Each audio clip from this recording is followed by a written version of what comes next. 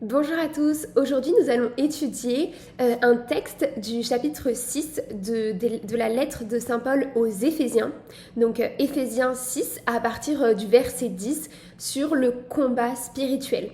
Dans ce texte, Saint Paul nous donne les armes pour tenir ferme contre toutes les manœuvres de l'ennemi. Parce que dans notre route vers Dieu, eh bien, il y a parfois des obstacles, il y a parfois des ennemis qui cherchent à s'opposer à la volonté de Dieu.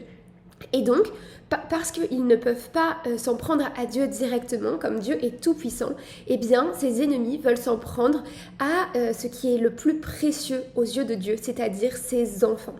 Et donc, parfois, lorsque on est enfant de Dieu et on cherche à marcher vers le Seigneur, vers son royaume, eh bien, il peut y avoir des personnes mauvaises, mal intentionnées, ou même des esprits mauvais qui cherchent à nous attaquer. Ils peuvent nous attaquer en pensée, ils peuvent nous attaquer également en détournant un petit peu les plans de Dieu pour nous. Donc ça peut se manifester par des choses concrètes. Mais Dieu nous dit déjà dans les psaumes qu'aucun malheur ne doit approcher de notre tente. Donc parce qu'on est les enfants de Dieu, eh bien on se saisit des promesses de Dieu et donc Dieu nous dit dans les psaumes qu'il n'y a aucun malheur qui va approcher de notre tente, donc c'est-à-dire de notre vie.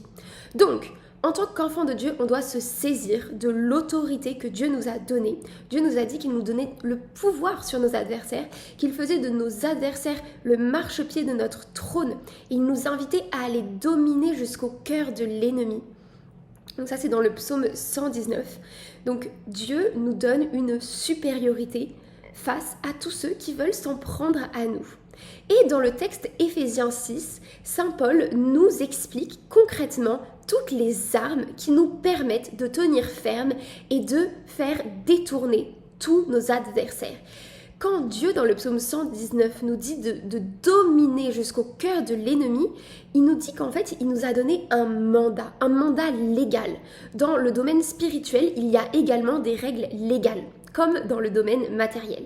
Et donc, nous, enfants de Dieu, on a une véritable autorité qu'il faut comprendre, qu'il faut s'approprier pour pouvoir ensuite la mettre en pratique et dire non, stop, ennemi, tu n'as pas le droit de venir là, et même ennemi, tu es détruit par ton mal que tu essayes de me mettre. Alors, lisons maintenant ce texte au chapitre 6 d'Éphésiens.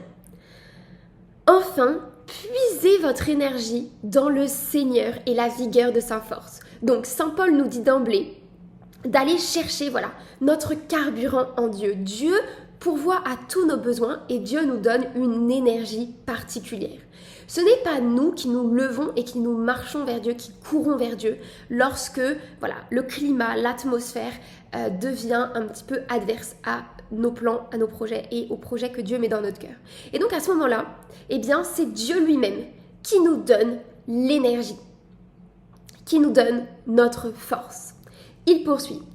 Revêtez l'équipement de combat donné par Dieu afin de pouvoir tenir contre les manœuvres du diable. Donc, Saint Paul nous dit de nous revêtir, de mettre vraiment, de s'habiller d'une armure de combat que Dieu nous donne dans sa miséricorde. Une armure de combat avec laquelle aucune des manœuvres du diable, donc de toute la malice, de tous ces raisonnements où il va chercher à nous attaquer, eh bien avec cet équipement, tout cela ne pourra pas nous atteindre. Et ensuite il va nous dire, car nous ne luttons pas contre des êtres de sang et de chair, mais contre les dominateurs de ce monde de ténèbres, les principautés, les souverainetés, les esprits du mal qui sont dans les régions célestes.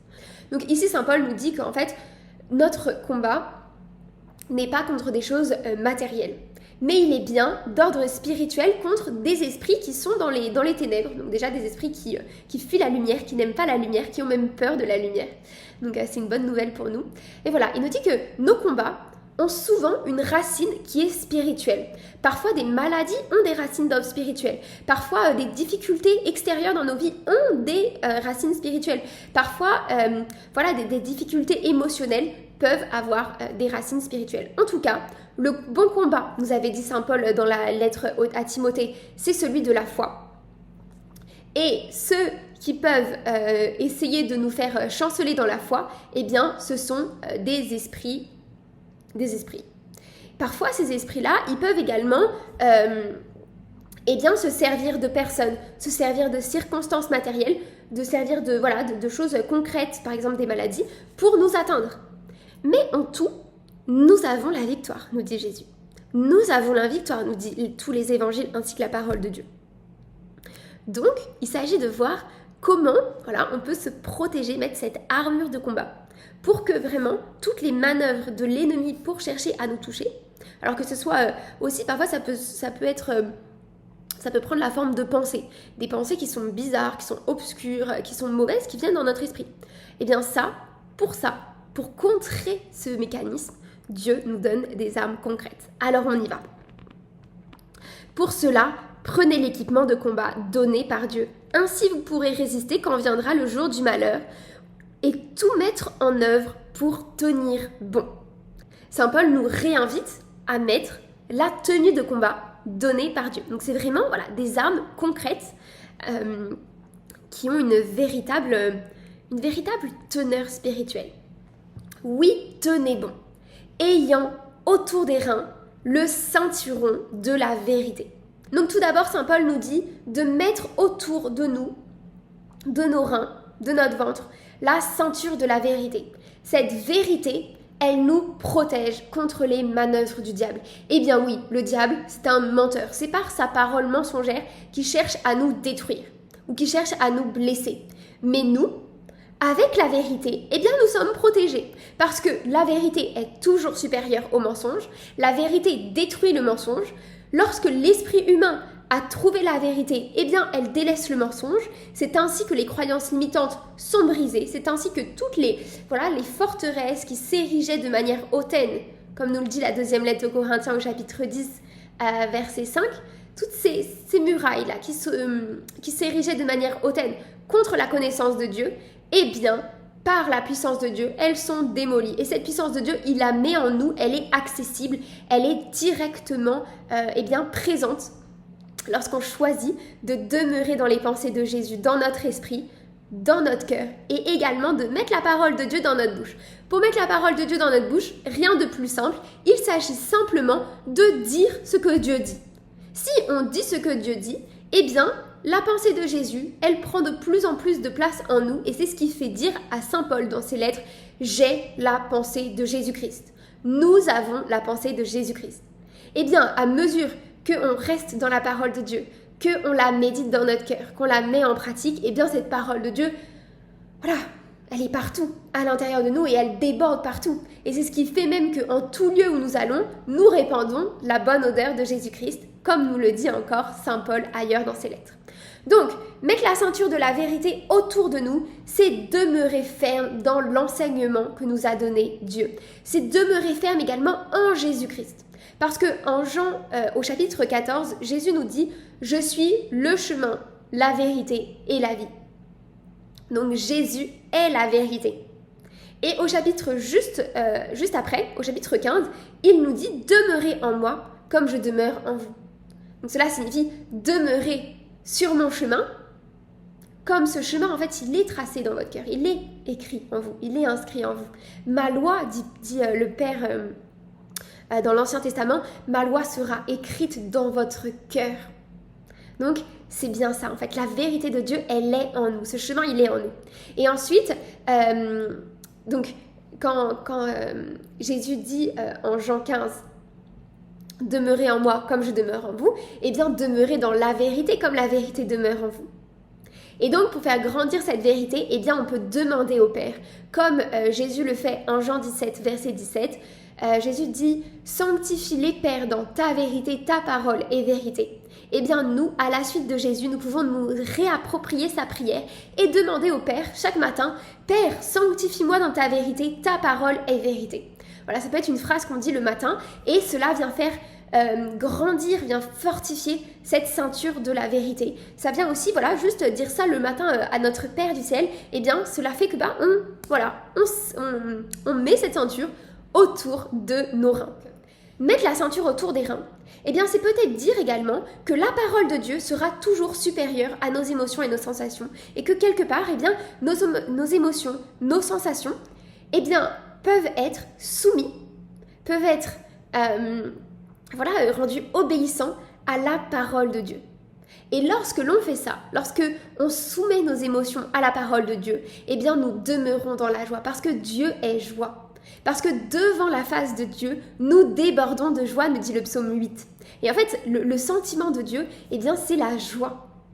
L'émotion de Dieu, c'est une émotion de joie, de sourire, de gaieté. Le Père veut se réjouir avec ses enfants. Il veut chanter avec ses enfants. Il veut danser avec ses enfants. Il veut les prendre par la main et les faire valser, les faire rigoler, les faire exulter de joie et d'allégresse. Donc, soumettre ses émotions, ses sensations à la parole de Dieu, soumettre toutes les circonstances qui viennent dans notre vie à la parole de Dieu, eh bien cela constitue à la fois une protection, nous fait grandir en sainteté, en proximité avec le Père, mais ça nous fait également être protégés et resplendir de joie, de bien-être, de bénédiction.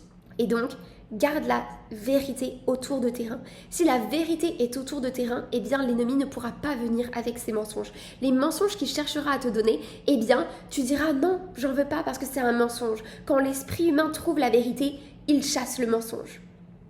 Parce que la vérité est beaucoup plus forte que le mensonge. La parole de vérité qui est dans la bouche de Dieu et que Dieu nous donne, eh bien c'est une parole dans la Bible qui fracasse les cèdres du Liban. On le lit dans un des psaumes.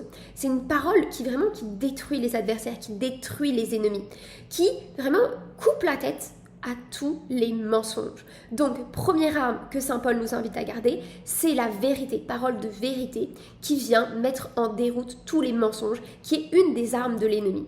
Les mensonges. Parce qu'un mensonge, ça fait mal. Un mensonge, ça peut blesser. Mais la vérité, eh bien, elle protège. Elle vient guérir, elle vient restaurer là où des mensonges avaient fait du mal. Première arme, la ceinture de la vérité. On peut également penser dans le chapitre 8 de l'Évangile selon saint Jean, au verset 31-32, Jésus dit « Restez fidèles à mes paroles. Ainsi, vous serez mes disciples, vous connaîtrez la vérité et la vérité vous rendra libre. Elle vous affranchira des peurs, des doutes, des mensonges, de tout ce qui vous empêche de courir vers le royaume de Dieu, de courir dans votre appel, dans votre mission, dans le plein épanouissement de tous les dons qui sont en vous et donc dans votre bonheur. Dans votre bonheur véritable, dans votre plénitude. On va poursuivre avec le second instrument de l'équipement donné par Dieu. Il s'agit de la cuirasse de la justice. Alors la Bible nous dit que nous sommes justifiés par le sacrifice de Jésus sur la croix. C'est le sang de Jésus qui nous rend justes. Et on peut par exemple lire dans le livre aux Romains, au chapitre 1, dans cet évangile se révèle la justice donnée par Dieu.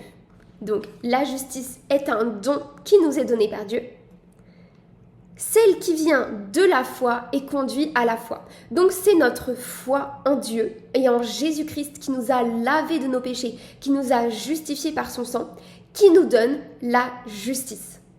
Donc, la justice est une protection et elle nous est donnée gratuitement par la mort de Jésus. On peut ensuite lire de manière plus détaillée au chapitre 3 du livre aux Romains, à partir du verset 21 jusqu'au verset 26. Et je vais vous le lire pour plonger un petit peu davantage dans ce don qui nous est donné par la foi. Ce don qui nous est donné gratuitement par la mort de Jésus et qui vient nous rendre justes aux yeux du Père. Voilà, qui vient nous rendre justes en fait. Peu importe tous les péchés qu'on avait, peu importe toutes les difficultés, tous les problèmes que l'on avait, eh bien, le sang de Jésus nous rend justes une bonne fois pour toutes, si et seulement si nous l'accueillons comme tel. Dès l'instant où on accueille cette justice qui nous est donnée par la foi, donc en fait notre foi, elle nous permet d'attraper et de vraiment garder dans notre cœur la justice, et bien cette justice fonctionne comme une cuirasse, comme une protection. Et donc on peut lire dans la lettre aux Romains chapitre 3, « Mais aujourd'hui, indépendamment de la loi, et donc indépendamment de toutes les prescriptions que l'on devait faire, Dieu a manifesté en quoi consiste sa justice. » Donc, description de ce qu'est la justice de Dieu.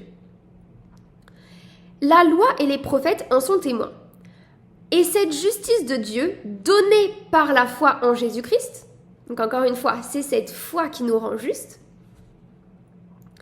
elle est offerte à tous ceux qui croient. Donc, la seule chose pour recevoir la justice, c'est croire en Dieu et en Jésus-Christ, qui est mort pour nos péchés, pour que nous soyons lavés et pour que nous soyons justes et justifiés devant le Père.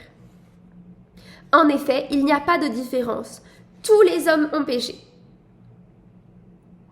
Ils sont privés de la gloire de Dieu. La conséquence du péché, c'est la mort, et donc c'est d'être séparés de Dieu. Et lui, gratuitement, les a fait devenir justes par sa grâce, en vertu de la rédemption accomplie dans le Christ Jésus. Donc, être juste, la justice de Dieu, c'est gratuit. On n'avait rien fait pour être juste, mais Dieu nous l'a donné. Et donc, on l'accueille. Il poursuit ainsi. Car le projet de Dieu était que le Christ soit instrument de pardon en son sang, par le moyen de la foi. Notre foi nous permet de voir ce que Jésus a fait sur la croix. Et sur la croix, Jésus nous a réconciliés une fois pour toutes, de manière éternelle. Il a tout accompli pour nous. Il a payé toute notre dette. Tout ce qu'on aurait dû faire et qu'on n'a pas fait, il l'a fait pour nous. Tout ce qu'on a fait de mal et qu'on n'aurait pas dû faire, par son sang, c'est effacé. C'est effacé définitivement. C'est ainsi que Dieu voulait manifester sa justice. Et donc c'est ça la justice de Dieu. C'est un cadeau absolu. Ça s'obtient, on a vraiment cette semence de justice de manière gratuite, mais qui s'obtient simplement par notre foi. Donc la foi, c'est croire, reconnaître que Dieu a fait ça pour nous et il nous l'a donné. Et c'est en nous, même si on ne le voit pas, même si on ne le sent pas. C'est là, c'est en nous, de manière éternelle. Ça ne peut pas être volé, ça ne peut pas être retiré, ça ne peut pas disparaître. Dieu voulait manifester sa justice, lui qui, dans sa longanimité, avait fermé les yeux sur les péchés commis autrefois. Il ne regarde plus les péchés. Il voulait manifester au temps présent en quoi consiste sa justice. Donc c'est-à-dire que même si par exemple Jésus a fait ça il y a 2000 ans, on a fait un péché hier, dans l'instant T, si on choisit de rencontrer Jésus, de rencontrer le Père, en se saisissant comme d'un passeport de la croix de Jésus, vraiment la croix de Jésus c'est notre passeport qui nous ouvre la porte du ciel, qui nous ouvre la porte de la relation avec le Père, et donc à l'instant, dans l'instant T, si on choisit de rencontrer le Père en disant bah voilà, il y a eu tout ça, mais Jésus, il a payé pour tout ça, il a effacé dans son sang, il m'a rendu juste, je mets ce manteau de justice, cette cuirasse de la justice. Et alors là, je peux passer un bon temps dans la présence du Père, où le Père me fait du bien, où le Père me remplit de sa gloire, le Père me remplit de tout ce dont j'ai besoin, il pourvoit à tout ce que j'ai besoin, et il me remplit de bienfaits, de bénédictions, de trésors. Il fait comme si tous les péchés n'avaient pas existé, comme si tout le mal n'avait pas existé, parce que c'est bel et bien l'œuvre de Jésus sur la croix, de nous rendre justes malgré tout ça, pour que dans la rencontre avec Dieu, nous puissions être juste centrés sur son amour. Et nous laisser petit à petit habiter par cet amour. Nous laisser en fait habiter aussi par la volonté de Dieu, parce qu'il veut pour nous. Poursuivons ensuite avec les souliers.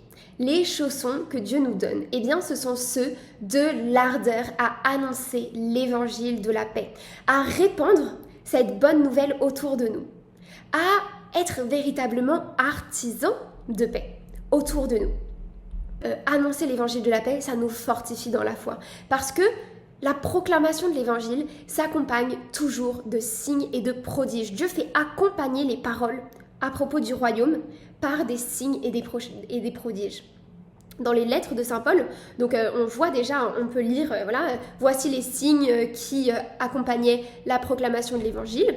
On le lit également dans les actes des apôtres. Donc il y avait des guérisons, il y avait des délivrances, il y avait des conversions. Et le fait de proclamer cette parole venait nous établir davantage, venait nous enraciner dans la parole de Dieu. Alors on le lit dans l'épilogue de Saint Marc et de Saint Matthieu que la proclamation de l'évangile s'accompagne de signes bien précis. Donc il nous les dicte chacun. Et puis on trouve également dans les lettres, et notamment j'aimerais vous prendre 2 exemples qui sont tirés de la première et de la deuxième lettre aux Corinthiens. Tout d'abord, le fait que le royaume des cieux ne consiste pas en des paroles, mais en une démonstration de puissance. Donc, même si les disciples annoncent l'évangile par la parole, eh bien cette parole agit, elle est performative et elle démontre la puissance de Dieu.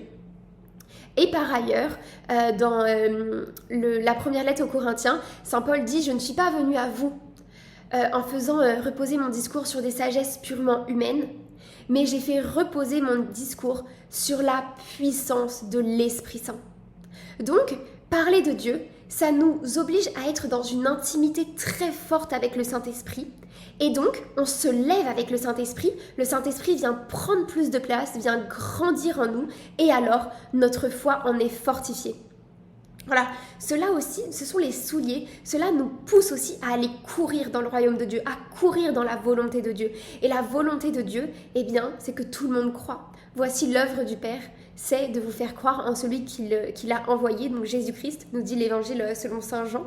Et donc, eh bien, lorsqu'on proclame l'évangile, lorsqu'on aide les autres à s'approcher de Dieu, en leur partageant la vérité, en leur partageant ce que Dieu nous a déjà instruit, eh bien, à ce moment-là, eh bien, on participe, on collabore à l'œuvre de Dieu pour le monde. Parce que c'est la volonté du Père que tous ses enfants reviennent à lui. Donc voici, les pieds chaussés de l'ardeur à annoncer l'évangile de la paix. Cela vient faire augmenter la paix dans le monde autour de nous. Donc ça nous assure, ça nous met également dans un climat extérieur où la paix est grandissante. Mais en plus de ça, comme c'est l'Esprit Saint qui témoigne en nous de cet évangile, eh bien ça fait également grandir la paix à l'intérieur de nous. Et donc, ça crée toujours, ça contribue toujours à créer cette muraille de protection. Par ailleurs, les souliers de l'annonce de la paix, de l'évangile, c'est vraiment une ferveur, c'est une ardeur, c'est un feu qui nous fait courir, qui nous fait vraiment courir dans la carrière qui nous est proposée par Dieu. Et donc on n'a même pas le temps, on n'a même pas l'espace en fait pour juste penser à toutes ces manœuvres que l'ennemi peut nous envoyer, parce que en fait il n'y a même pas la place quoi. Il peut même pas nous atteindre, il peut même pas nous voir tant nous sommes dans cette lumière très forte de Dieu, et Dieu nous garde dans cette chambre haute, cette chambre très sainte dans laquelle on peut puiser la vérité pour la redonner aux autres. Ne quittant jamais le bouclier de la foi. Alors ça, notre foi, c'est elle qui nous obtient le salut, c'est elle qui nous sauve, elle est notre passeport vers le ciel. Et donc, si nous avons déjà la foi, notre passeport vers le ciel qu'on met dans notre cœur, eh bien, on garde le bouclier, et donc aucun mensonge qui pourrait aller à l'encontre de la foi ne viendront sur nous, parce qu'ils seront totalement éteints, empêchés de nous atteindre par le bouclier de notre foi. Prenez le casque du salut. Alors j'aimerais également m'arrêter un petit peu sur le casque du salut. Parce que lorsque l'on croit en Jésus, eh bien on est sûr d'avoir déjà en fait obtenu le salut, d'être déjà sauvé. Et donc cela constitue un véritable casque. Parce que l'ennemi ne peut pas venir dans notre esprit. Ça vient vraiment constituer un casque contre toutes les pensées que l'ennemi peut mettre dans notre esprit. Et ce casque consiste en étant persuadés que nous sommes sauvés. Nous avons le salut de Jésus-Christ. Et j'insiste, je me répète là-dessus parce qu'en fait, c'est quelque chose de fondamental. Lorsque l'ennemi met des mensonges dans notre esprit, des images mauvaises dans notre esprit, eh bien, notre protection contre ça, c'est justement d'être sûr que nous sommes sauvés et que tout cela, ça ne nous appartient pas parce que nous sommes morts, nous dit la Bible, au péché, et nous sommes vivants par la justice pour la justice de Jésus-Christ. Donc, nous avons quelque part déjà obtenu la rédemption et nous sommes invités à vivre de cette rédemption. Donc, une protection qui est fondamentale contre toutes les pensées bizarres, toutes les pensées obscures, ténébreuses, mauvaises, les images, parfois on peut avoir des images impures qui viennent dans notre esprit. Eh bien, la protection contre ça, c'est le casque du salut, c'est d'être persuadé que nous sommes déjà sauvés. Parfois, il y a des personnes qui pensent qu'ils seront sauvés si seulement ils pratiquent des bonnes œuvres. Eh bien, cela n'est pas le témoignage que nous donne Jésus. Le témoignage que nous donne Jésus est bel et bien le fait que par sa croix, nous avons le salut, nous avons la rédemption. Et le cadeau par excellence que nous donne Jésus, c'est d'être sauvés. Donc, à partir d'aujourd'hui, revêtons chacun ce casque du salut et alors notre esprit n'aura plus jamais de pensées obscures. Parce que ces pensées obscures seront comme, elles seront arrêtées par ce casque qui va nous recouvrir. Ce casque intégral. Et enfin, la seule arme offensive que nous donne Dieu, c'est la parole de Dieu. Alors si la parole de Dieu, j'en suis convaincue, elle est comme un soubassement de chacune des armes défensives que nous a donné Dieu, eh bien, elle permet également d'attaquer l'ennemi. Parce que lorsque Dieu parle, l'ennemi se tait. Lorsque l'on met la parole de Dieu dans notre bouche, eh bien, l'ennemi se tait. Il cesse avec ses mensonges. Et le psalmiste, le roi David, dans le livre des psaumes, il décrit bien l'itinéraire spirituel qui va vers Dieu. Et en fait, cet itinéraire spirituel, il est parsemé de moments où on est dans la présence de Dieu, de moments où Dieu nous dévoile son visage, il nous montre sa lumière. Et à ce moment-là, on déborde de joie, on déborde d'allégresse, on est dans un bien-être profond, plein. On se sent hyper bien dans cet amour magnifique de Dieu. Mais à d'autres moments, la face de Dieu nous est cachée. Dieu est toujours là, il nous aime toujours autant, voire il nous aime toujours plus d'ailleurs. Dieu nous aime de manière infinie et son amour grandit à chaque fois. Voilà, à chaque seconde où on parle, l'amour de Dieu, il grandit pour nous, il grandit. Et il ne cesse pas de grandir. C'est pour ça que c'est énorme en fait, l'amour de Dieu. Et donc, même si cet amour de Dieu grandit, il n'est pas toujours visible ou sensationnel. D'accord ? On ne le sent pas toujours dans nos sensations. Et parfois, donc ça c'est un petit peu les moments de sécheresse, de désert. Et parfois, dans ces moments-là, nous avons également des ennemis qui s'approchent de nous et qui viennent nous troubler, qui veulent chercher à nous attirer dans des pièges, à nous tourmenter. Et vraiment, le roi David en est un spectateur un petit peu universel, quoi.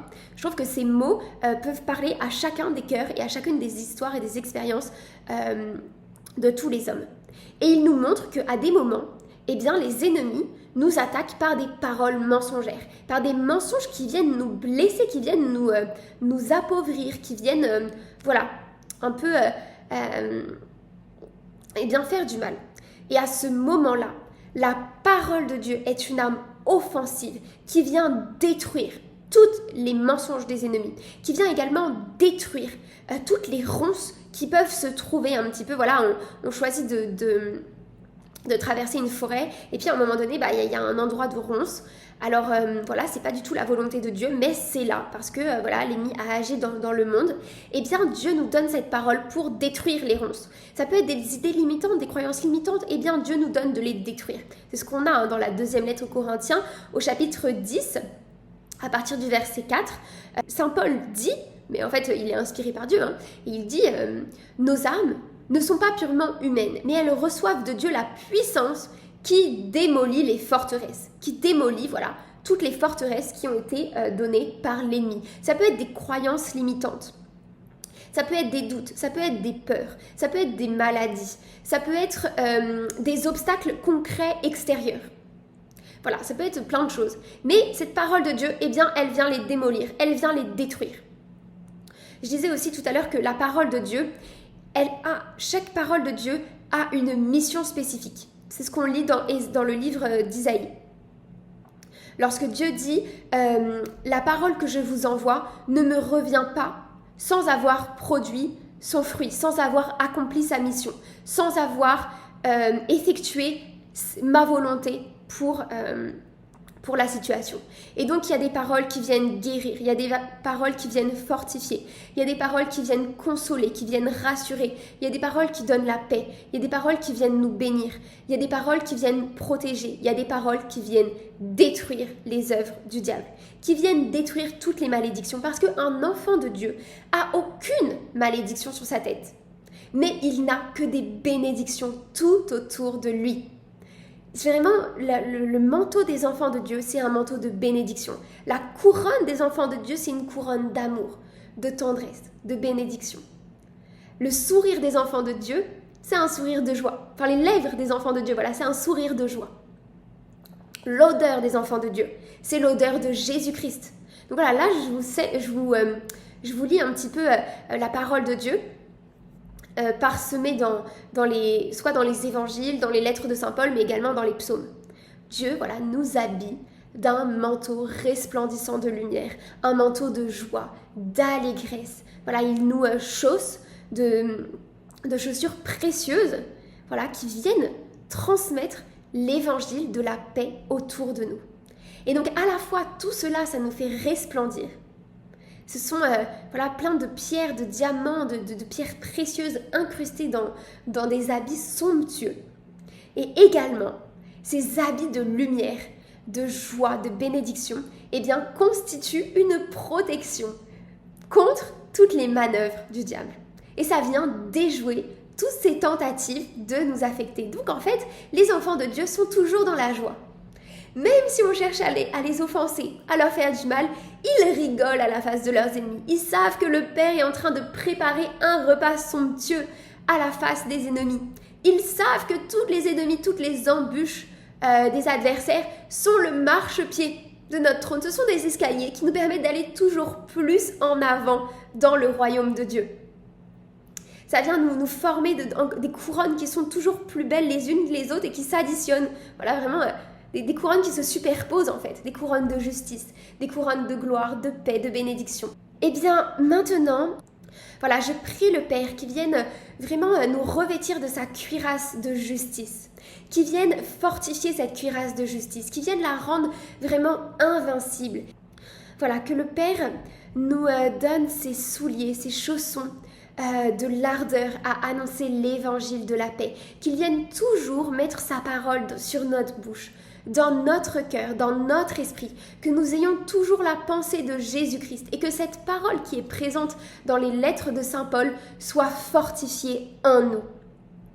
Voilà, que le Seigneur nous donne un bouclier de la foi et qui nous aide à toujours avancer avec ce bouclier de la foi, le casque du salut, qu'il mette dans nos cœurs la certitude que nous sommes sauvés par sa grâce, qu'il vienne nous rétablir, nous renouveler dans l'évangile de la grâce, qu'il nous permette de voir et de lire dans la Bible toute sa grâce, qui nous permette de comprendre la grâce et la justice qu'il nous donne gratuitement.